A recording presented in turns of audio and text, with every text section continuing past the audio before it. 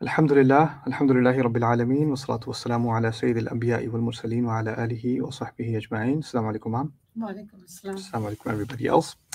آج معاف کرنے کے بارے میں ایپیسوڈ کرنا تھا۔ کل ہم نے غصے کے بارے میں اور بدلے کے بارے میں بات کی تھی ایکچولی، تو اس کے بعد کسی کا کامنٹ آیا تھا، اس کی بنیاد پہ میں نے کہا تھا ماما آپ سوال بنا لیں، تو وہ سوال آپ پڑھ دیں سب کے لیے۔ سوال یہ ہے کہ اگر تکلیف دینے والا اور زیادتی کرنے والا شخص معافی مانگ لے تو کیا اس کی دی ہوئی ساری تکلیفوں کو بھول کر اس کو معاف کر دینا چاہیے، اور کیا معاف کرنے میں اور بھول جانے میں فرق ہے؟ سوال بہت اچھا ہے اور آئی تھنک سب کے لیے بہت اہم ہے۔ سب کی زندگی میں کوئی نہ کوئی اس طرح کا ایپیسوڈ آتا ہے، رائٹ؟ پہلی بات کرتے ہیں اس کی جانب سے جس نے غلطی کی ہے۔ فرض کریں میں نے کسی کو دکھایا، ہرٹ کیا، اور پھر میں جا کے اس سے معافی مانگتا ہوں اور وہ معافی نہیں دیتا مجھے، اور پھر میں بار بار معافیاں مانگتا ہوں اور وہ معافیاں نہیں دے رہا مجھے، میرا ری ایکشن کیا ہونا چاہیے؟ کچھ لوگوں کا ری ایکشن یہ ہوتا ہے میں نے جا کے معافی مانگی، اس نے پھر معافی نہیں کیا۔ ہوتا کون ہے یہ ایک نے معافی مانگی اور پھر اوپر سے اس کی یہ مجال کہ اس نے مجھے معاف نہیں کیا۔ اصل میں اگر آپ نے واقعی معافی مانگی ہوتی نا تو پھر آپ کو نہ معاف ہونے پہ غصہ نہیں آنا چاہیے۔ آپ کو اس بات کا احساس ہونا چاہیے کہ آپ نے کسی اور کے لیے معافی نہیں مانگی۔ جب میں نے معافی مانگی ہے میں نے اپنے لیے مانگی ہے، مجھے اپنی غلطی کا اعتراف ہے، میں نے اس بات کو مان لیا، اس کو قبول کر لیا کہ مجھ سے غلطی ہوئی ہے، اور میں نے اپنا بوجھ اپنے لیے کم کرنے کے لیے میں نے اس بات کا اعتراف کیا دیکھو میں نے جو تمہارے ساتھ کی تھی بات، وہ میرا ضمیر مجھے کہتا ہے میں نے غلط کی تھی، تمہارا حق ہے معاف کرنا نہ کرنا، لیکن مجھے اتنا کہنا کہ مجھ سے غلطی ہوئی ہے اور پلیز مجھے معاف کر دو، اور میں اس کی معافی مانگنا چاہتا ہوں، تو اسے اپولوجائز کرنا چاہتا ہوں، مجھ سے ایسی غلطی دوبارہ نہیں ہوگی۔ کسی بھی الفاظ میں آپ یہ بات کہہ دیں یا آپ نے کسی اور کے لیے نہیں کہے، اپنے لیے کہیں۔ اسی لیے آپ کسی اور سے نہیں کہہ سکتے جا کے معافی مانگو اگر اس کو خود ہی کوئی ندامت نہیں ہے، اس کو خود ہی افسوس نہیں ہے کہ اس نے کیا کہا کیا کیا، تو کسی اور سے کہلوانے سے کوئی فرق نہیں پڑتا، وہ آرٹیفیشل چیز ہوتی ہے۔ اور ایک دفعہ کہہ دیا تو ایک سائیکالوجسٹ تھا، اس سے میری بڑی اچھی بات ہو رہی تھی یہاں ٹیکسس میں، اس نے ایک کہاوت کی تھی، میں بار بار استعمال کرتا ہوں لیکچرز میں، you can only clean your side of the street. آپ سڑک کی، آپ گلی کی اپنی طرف کا جو گھر وہی صاف کر سکتے ہیں، آپ دوسرے کی گلی صاف نہیں کر سکتے۔ یعنی اس نے اگر غصہ پکڑے رکھنا ہے تو وہ اس کا اور اس کے رب کا معاملہ ہے، اس کا حق ہے وہ غصہ رکھے۔ اور اس میں پھر مجھے اگر مجھ سے غلطی ہوئی ہے تو مجھے یہ احساس نہیں ہونا چاہیے کہ قیامت کے دن میرے پیچھے یہ پھر بھی آئے گا یا میرے پیچھے یہ پھر بھی کاروائی ہوگی کیونکہ اس نے مجھے معاف نہیں کیا۔ لوگوں کی معافی پر آپ کی آخرت کا دار و مدار نہیں ہے۔ آپ نے اگر استغفار کر لی، اللہ تعالیٰ سے معافی مانگ لی، آپ نے انسان سے غلطی کا اعتراف کر لیا، اس سے معاملہ ٹھیک کرنے کی کوشش کر لی، آپ اپنی طرف سے جو کر سکتے تھے آپ نے کر لیا۔ اس کے بعد آپ اپنے اوپر یہ گلٹ نہ لیں کہ کیونکہ اس شخص نے مجھے معاف نہیں کیا اس کا مطلب ہے اللہ مجھے کبھی معاف نہیں کرے گا۔ ایسا نہیں ہوتا۔ اللہ تعالیٰ ہم سے دیکھتا ہے کہ ہم نے اپنا کام کیا کہ نہیں، کسی اور کے فیصلے پر ہماری آخرت کا دار و مدار نہیں ہے، ٹھیک ہے نا؟ تو یہ چیز بہت اہم ہے، کیونکہ لوگ کیا کرتے ہیں کہ میرے انکل نے مجھے معاف نہیں کیا ابھی تک، میں تو جہنم میں ہی جاؤں۔ اللہ نے معاف کر دیا، اللہ معاف کرنے والا ہے، لیکن اللہ اپنی معافی روک دے گا آپ کے انکل کے غصے کی وجہ سے نہیں۔ اگر آپ نے واقعی معافی مانگی ہے تو پھر آپ اس گلٹ سے اور اس بری فیلنگ سے کہ میں کبھی بھی معاف نہیں ہوں گا اللہ تعالیٰ کے سامنے، اس کو نکال دیں۔ آپ نے اپنا جو کرنا تھا کر دیا۔ دوسری بات، اللہ تعالیٰ کی معافی اور انسان کی معافی میں کیا فرق ہے؟ اللہ تعالیٰ سے ہم کتنی دفعہ معافی مانگتے ہیں؟ اللہ تعالیٰ نے کہا ہے دل سے ایک دفعہ مانگ لو، دل سے ایک دفعہ مانگ لو، سارے گناہوں کو وہ اچھائی میں بدل دیتا ہے۔ وَمَن تَابَ وَأَصْلَحَ فَأَجْرُهُ عَلَى اللَّهِ، کہتے ہیں سورۃ الفرقان کی آیات ہیں کہ جس نے توبہ کر لی فَأُولَٰئِكَ يُبَدِّلُ اللَّهُ سَيِّئَاتِهِمْ حَسَنَاتٍ، اللہ تعالیٰ ان کے گناہوں کو اچھائیوں میں بدل دے گا۔ یعنی اللہ صرف معاف نہیں کرتا، اوپر سے وہ اتنا انعام بھی دیتا ہے کہ پہاڑوں جتنے گناہ ہوں گے وہ پہاڑوں کی اچھائی بنا دیتا ہے اس کو۔ یہ ہمارا رب ہے۔ اور ہمیں پتہ ہے کہ کوئی اسلام قبول کرتا ہے نا، کوئی شہادت دیتا ہے، اسلام قبول کرتا ہے، اصل میں اسلام قبول کرنا توبہ ہے۔ تو اس نے اسلام قبول کرنے سے پہلے 80 سال، میرا ایک واقفیت ہوئی تھی وہاں نیو یارک میں 96 اسٹریٹ پہ سٹی میں ایک مسجد ہے بڑی سی نا، مینہٹن کے اندر، تو اس کے برابر میں اپارٹمنٹ بلڈنگ ہے، اس کے اوپر والے فلور پہ کوئی ایک ہندو رہتا تھا، وہ بڑی عمر کا 80-90 کا تھا، اور بڑا ڈیواؤٹ ہندو، اس کے گھر کے اندر اس نے مندر بنایا ہوا تھا، اپنے گھر کے اندر وہ بناتے ہیں، اور اس کا روز گزر ہوتا تھا مسجد سے، 50 سال سے وہاں سے گزر رہا ہے وہ. تو ایک دن اس نے پتہ نہیں کیا فیصلہ کیا, وہ مسجد میں آ گیا, 80 کی عمر تھی اس کی, مسجد میں آیا, جمعے پہ بیٹھا, مسلمان ہو گیا. اگلے دن اس کی ڈیتھ ہو گئی, اگلے دن اس کا جنازہ کیا ہم نے مسجد میں. ایک دن بھی اس کے 24 گھنٹے بھی نہیں ہوئے تھے مسلمان ہونے کے اس کے. لیکن اللہ تعالیٰ کی رحمت کیا ہے, اس کے 80 سال کا شرک, 80 سال اگر شراب پی ہوگی, کچھ کیا ہوگا, جو چیزیں حرام ہیں ہندوؤں کے لیے تو حرام نہیں ہے, ان کا اور مذہب ہے, وہ سب معاف. کس وجہ سے؟ ایک استغفار کی وجہ سے, ایک توبہ کی وجہ سے. تو اللہ تعالیٰ کے ہاں آپ نے کئی سالوں کے گناہ کیے ہوں, آپ ایک توبہ دل سے کر لیں اور اپنے آپ کو سدھار لیں, وہ سب وائپ ہو جاتا ہے, سب ختم ہو جاتا ہے. لیکن انسانوں کا کیا ہوتا ہے, انسان سے آپ ایک دفعہ سوری کہتے ہیں, خاموشی, دوسری دفعہ سوری میں کبھی معاف نہیں کروں گا, پھر سوری, آپ سجدے کر دیں, آپ گڑ گڑا لیں, رو لیں, جو کر لیں, جس نے معاف نہیں کرنا اس نے معاف نہیں کرنا. اب فرق ہے نا کہ اللہ تعالیٰ ایک دفعہ کی دل کو جانتا ہے. انسان کیا کہتا ہے, نہیں اس نے معافی تو مانگی ہے لیکن اس نے دل سے نہیں مانگی, دل سے نہیں مانگی. اگر دل سے بھی مانگی ہے لیکن اس کو ابھی اتنی تکلیف نہیں ہوئی جتنی میں چاہتا تھا کہ اس کو ہو, تو ابھی میرے اندر بھڑاس ہے کہ اس کو اتنی تسلی نہ دے دوں کہ میں نے معاف کر دیا. میرا ابھی بھی میں چاہتا ہوں he needs to suffer, she needs to suffer some more, right? تو اس چیز کو آپ, ان کا غصہ اور ان کا نام معاف کرنا, آپ اپنے لیے اللہ تعالیٰ کا نام معاف کرنا نہ بنا لیں. وہ دو الگ الگ چیزیں ہیں. آپ اللہ تعالیٰ سے یہ کہہ سکتے ہیں کہ میرے رب, میں نے اپنی غلطی کا اعتراف کیا, میں نے اصلاح کرنے کی کوشش کی, میں نے معافی بھی مانگ لی, اس کے آگے میں کچھ نہیں کر سکتا. آپ کا اس کا مطلب یہ نہیں کہ آپ ساری زندگی ایک ہی غلطی کی بار بار معافیاں مانگتے رہیں کسی سے. اس کا تو مطلب یہ ہوا کہ ہم انسان کے آگے اللہ سے زیادہ گڑ گڑا رہے ہیں. اللہ نے ایک دفعہ معافی مانگنے کو کہا, اب انسان کے سامنے ہزاروں 20 سال 10 سال معافیاں مانگ رہے ہیں کی غلطی کی.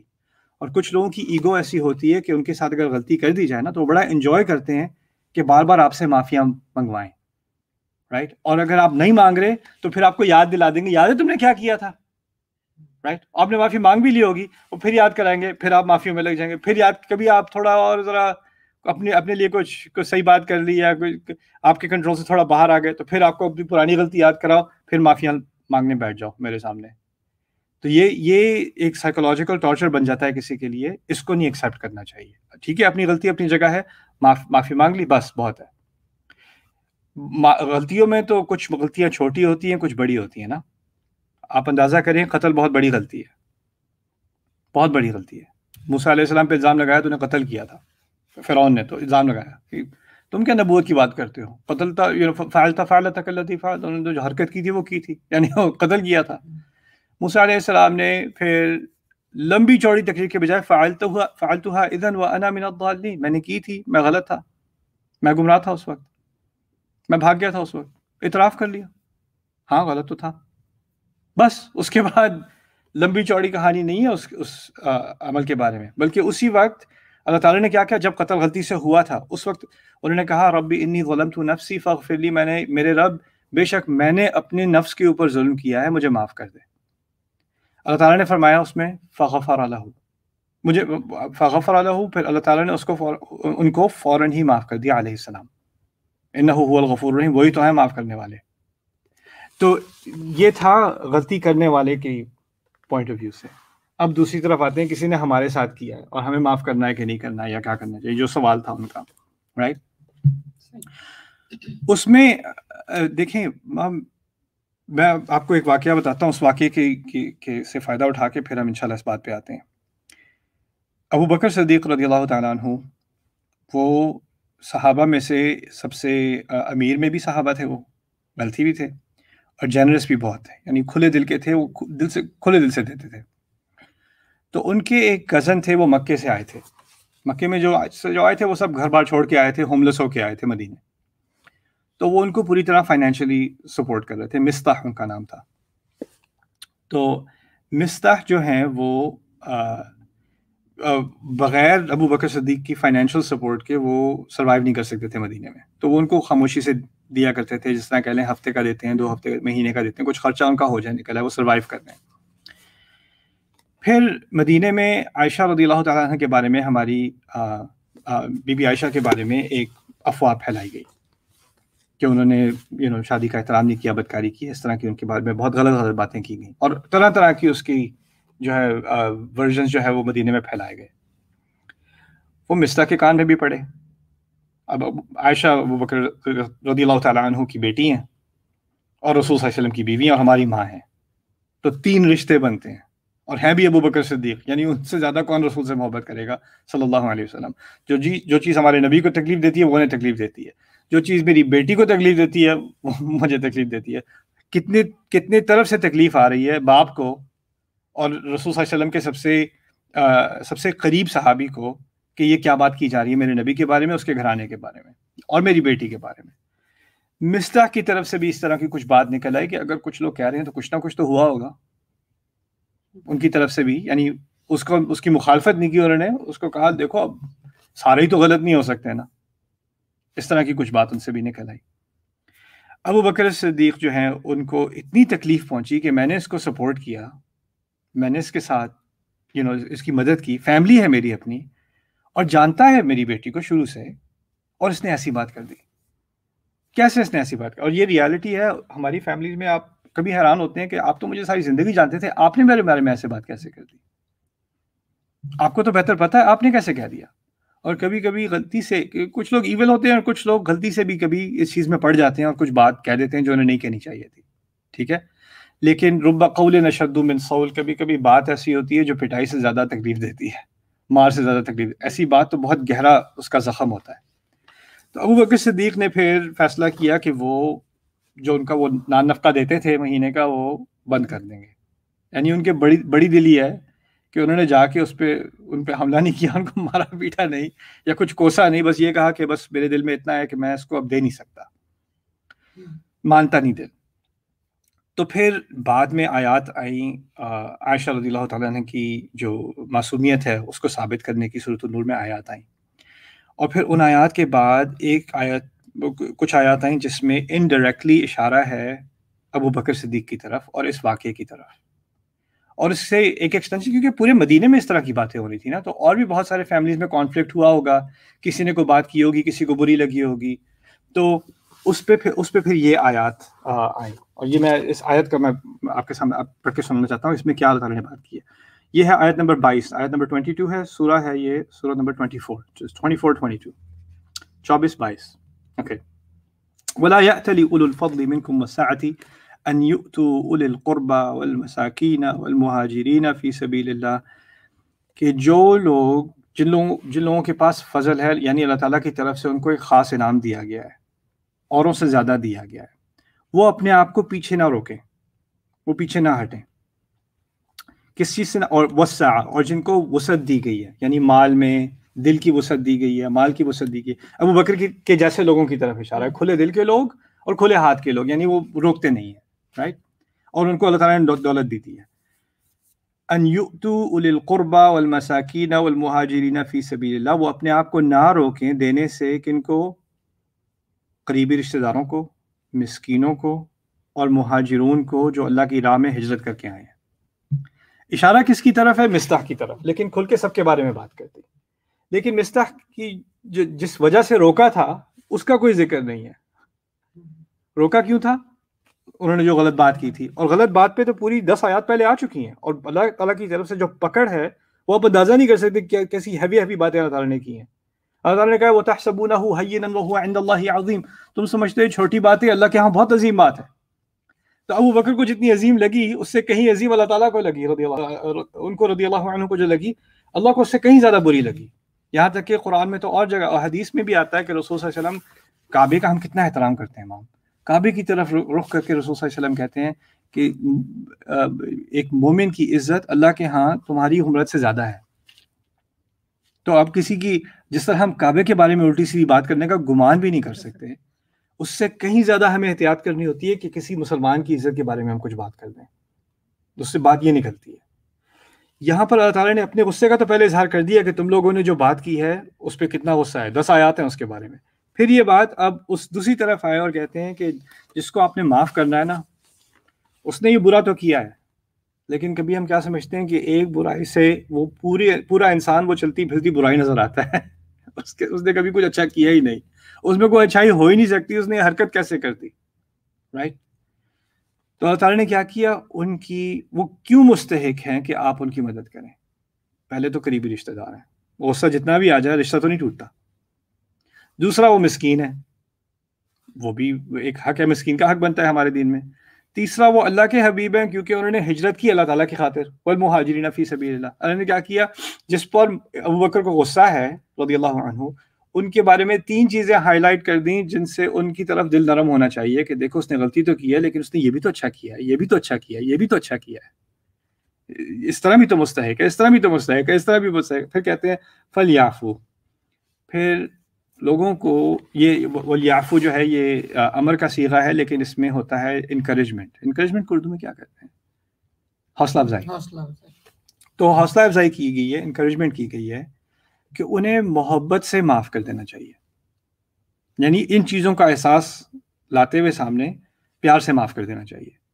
اس میں بھی ایک بہت بڑی سائیکالوجی اللہ تعالیٰ نے ڈالی ہے اس آیت میں کہ انسان کسی کو دیکھتا ہے تو اس کی تکلیف دینے والی بات نظر آتی ہے, رائٹ. آپ کسی کی شکل دیکھیں, جو سب سے گندی بات اس نے کی تھی نا, وہ اس کا ریکارڈر پلے کرنا شروع کر دیتا ہے سامنے. اللہ تعالیٰ نے وہ ریکارڈر روک کے کہا ہے کہ ہو سکتا ہے کہ اس بندے نے ہمیشہ بری بات کی ہے, لیکن اگر اس بندے نے ساری زندگی اچھے کام کیے ہیں, اچھا تھا, اچھی تھی, لیکن پھر اس نے یہ ایک حرکت کی ہے, یہ ایک غلطی کی ہے, تو آپ اس کو دیکھتے وقت جو آپ فوراً ٹریگر ہو جاتے ہیں نا کہ اس کی غلطی یاد آ جاتی ہے, اس کو روک دیں اور جو اچھی چیزیں ہیں اس کو سامنے لے آئیں تھوڑی دیر کے لیے. غلطی ہوئی تو ہوئی. پھر آپ سوچیں کہ اگر مجھ سے بھی کبھی غلطی ہوئی ہے, آپ سے بھی ہوئی ہے, کہ ہر ایک سے ہوئی ہے, اگر ہر کوئی انسان ہمیں دیکھنے لگے صرف ہماری غلطی کی بنیاد پہ, تو لوگ ہمیں کتنی حقارت سے دیکھیں کہ ہمارے اندر کوئی خیر نظر ہی نہیں. جو کچھ بھی اچھا کر لو, اچھے تو تم ہو ہی نہیں سکتے, اچھی تو تم ہو ہی نہیں سکتی, تمہارا کوئی امکان نہیں ہے, رائٹ. تو اس میں پھر انہوں نے جب ان چیزوں کو ہائی لائٹ کیا, پھر کہا وہ محبت سے معاف کر دیں, وَلْيَصْفَحُوا, اور وہ صفحے کو پلٹ دیں. صفحے کو پلٹنے کا مطلب ہے, ہاں, جیسے پنجابی میں کہتے ہیں نا مٹی پاؤ, مٹی, یعنی وہ بات یا نہ صرف کہ آپ, یہ انہوں نے کہا تھا معاف کرنے میں اور بھولنے میں فرق ہے, یہاں اللہ تعالیٰ انکریج کر رہے ہیں کہ وہ بات آپ بھول جاؤ, وہ ایڈریس ہو گئی, وہ معافی مانگ رہے ہیں, وہ اپنی انہوں نے جو ان کے منہ سے بات نکلی اس پہ وہ بہت شرمندہ ہیں, انہوں نے آپ سے آ کے معافی مانگی ہے, پہلی دفعہ ان سے ایسی غلطی ہوئی ہے, آئندہ کبھی نہیں ہوگی, وہ وعدہ کر رہے ہیں. تو ایسا کرو کہ بار بار ان کو اس غلطی کا یاد دلانے کے بجائے اور خود کو یاد دلانے کے بجائے وہ صفحے کو پلٹ دیں. پھر کہتے ہیں الا تحبون ان یغفر اللہ. اچھا ہوتا ہے کہ نہیں ہوتا بھی, مجھ سے نہیں پلٹا جاتا صفحہ, میں انسان ہوں آخر. میں نے کل آپ سے کہا تھا کہ اللہ تعالیٰ نے ہم پہ کوئی فرضیت نہیں ڈالی, کوئی پریشر نہیں ڈالا کہ ہم معاف کریں. اس آیت میں بھی انکریج کیا ہے, اگر کر سکتے ہو تو کر دو, صفحہ پلٹ سکتے ہو تو پلٹ دو, کرنا چاہیے, لیکن یہ نہیں کہا کرو. لیکن پھر آخر میں ایک آفر دیتی ہے, یہ اللہ تعالیٰ کی عظمت ہے. آفر کیا دی ہے, الا تحبون ان یغفر اللہ لکم, کیا تمہیں اس بات سے محبت نہیں کہ اللہ تمہیں معاف کر دے.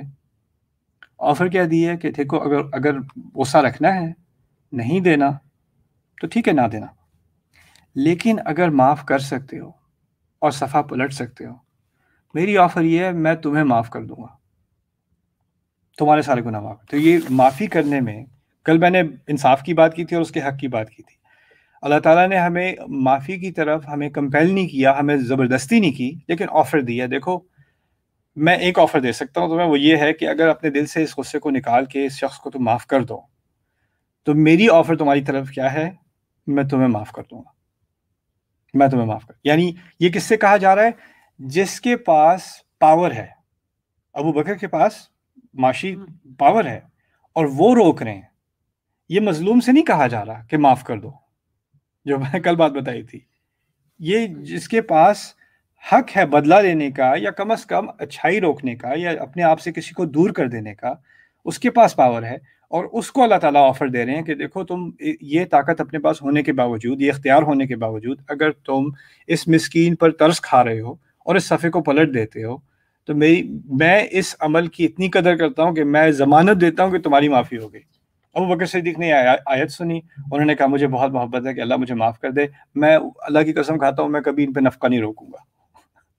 یعنی یہاں ابو بکر کا نام نہیں ہے, ان کا ذکر نہیں ہے, لیکن انہیں سمجھ آ گیا کہ بات یعنی یہ ان پر نازل، اس طرح نہیں کہتے ہم ان پر نازل ہوئی ہے، لیکن جس کا دل ابو بکر کی طرح نا مومن کا، وہ آیت سنتا ہے کچھ لوگوں کے بارے میں، لیکن اس کو پتہ چلتا ہے اللہ مجھ سے کہہ رہا ہے، تو انہوں نے فوراً اس بات کو اپنے اوپر اپلائی کیا اور انہوں نے ان کا نفقہ کنٹینیو کر دیا.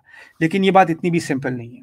یہ ہے، اس واقعے کی سے ہمیں بہت انکریجمنٹ ملتی ہے اور بہت خوبصورت واقعہ ہے ہمارے دین کا، لیکن اس کے علاوہ اس کو بیلنس کرنے کی ضرورت ہے. کچھ لوگ ہوتے ہیں جو غلطی نہیں کرتے، زیادتیاں کرتے ہیں. ایک تو زیادتی ایک دفعہ ہو جائے اس کو آپ غلطی کہہ سکتے ہیں.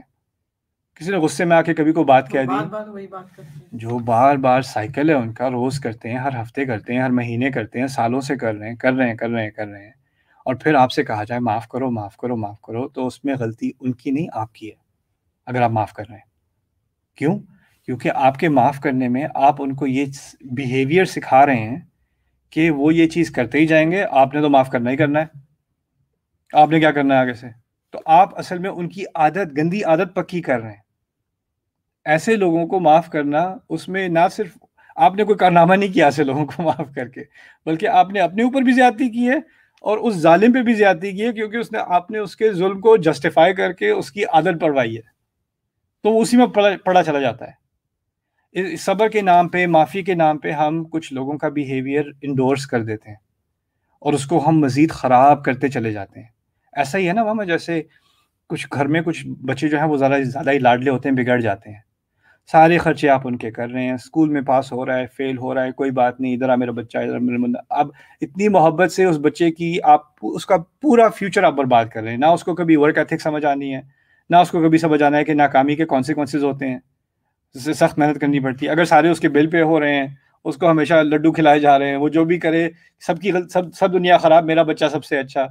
اس بچے نے جب وہ بڑا ہوگا تو وہ زندگی میں ناکام ہوگا، اسے کوئی کام نہیں ہونا اس سے، کیونکہ اس کو کبھی آپ نے اپنے پیر پہ کھڑے ہونے ہی نہیں دیا، اس کو لاڈ میں آپ نے مار دیا.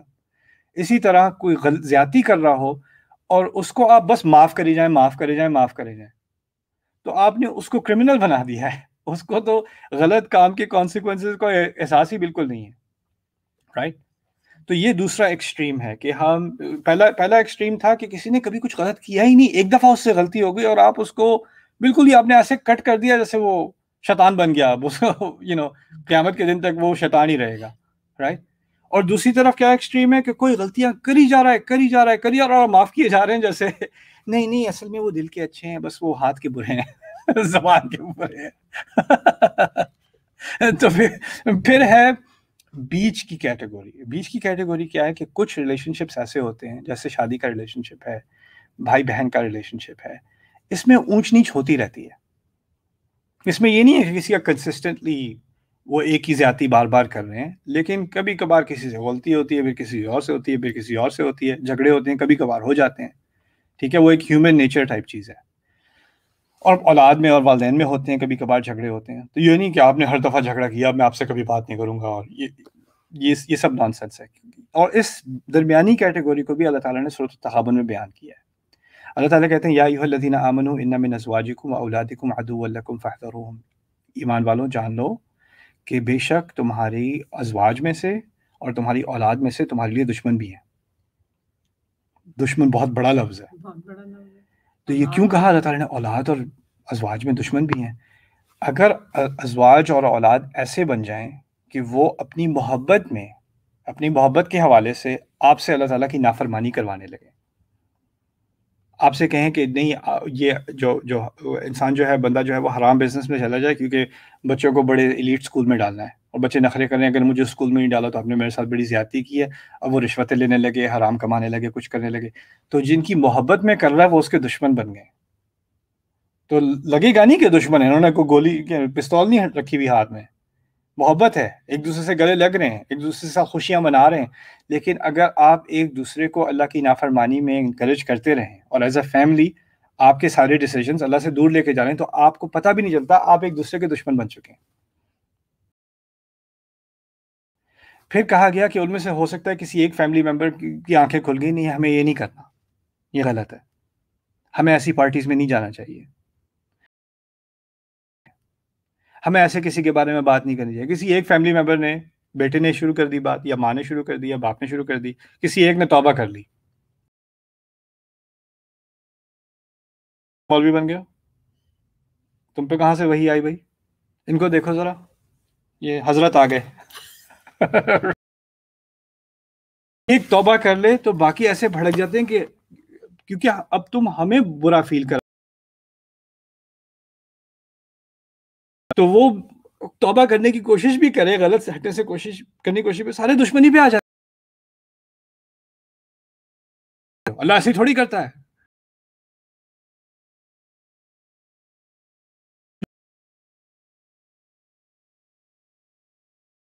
بمبارڈمنٹ ہوتا ہے،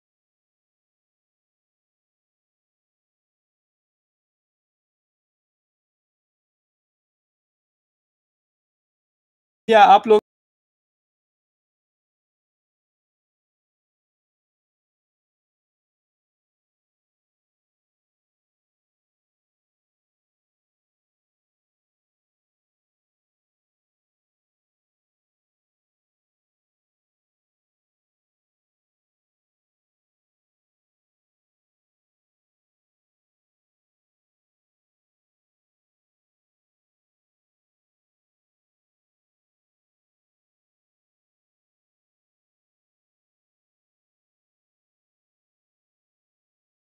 کیا کہتے ہیں،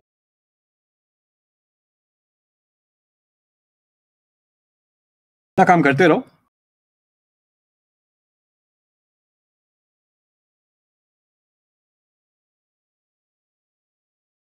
تمہارے لباس کے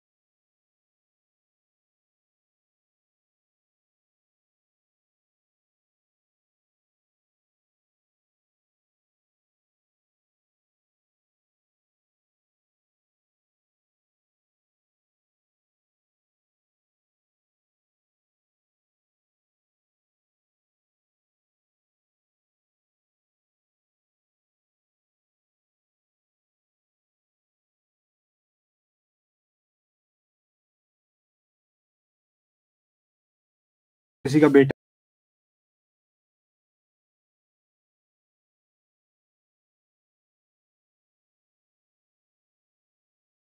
ہے تو اللہ کے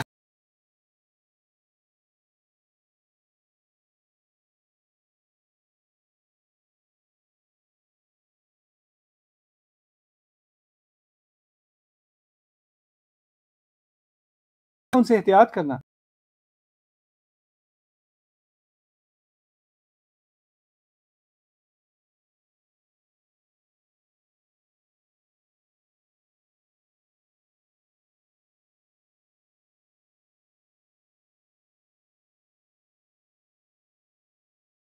دار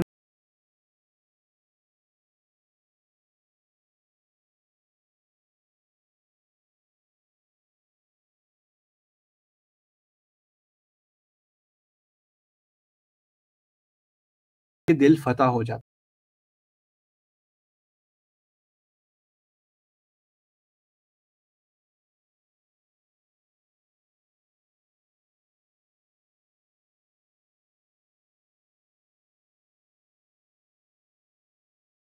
سنچلے بات کی